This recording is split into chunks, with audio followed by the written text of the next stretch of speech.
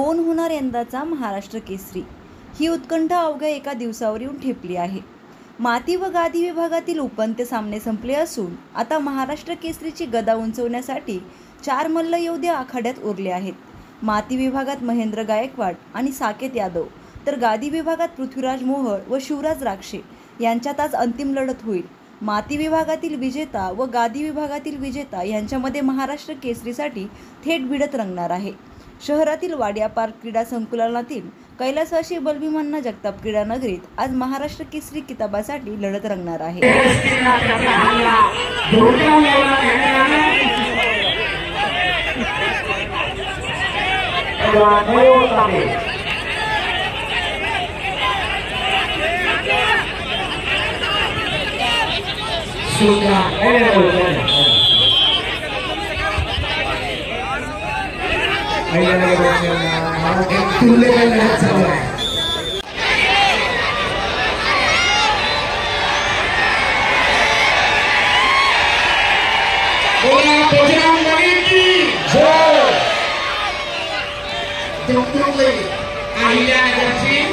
कुस्ती मंडळी दुहेरी पदाची पदक देण्याचा प्रयत्न महेंद्राने उचललाय आणि सर्वांच्या सूचनेचं पालन करायचं आपल्याला.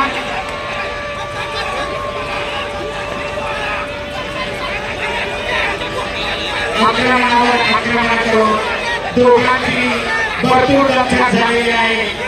4-1च्या गुणाने महेंद्र आघाडीवर आहे. पिछाडी करून करण्यासाठी प्रयत्नशील होतो परंतु आपल्या भक्कम ताकदीला नाही. हल्ला करण्यात महेंद्र पुन्हा एकदा यशस्वी. या कुस्तीचे फक्त काही सेकंद आणि महेंद्राच्या लढ्यामध्ये संघाच्या अंतिम फेरीत पोहोचलेला आहे. सांगोला कुस्तीमध्ये महेंद्र गायकवाड सोलापूर निळेपट्टी विजयी झालेला आहे. संदीप मोठे सांगली लाल पट्टी, विजय मांडवे धाराशिव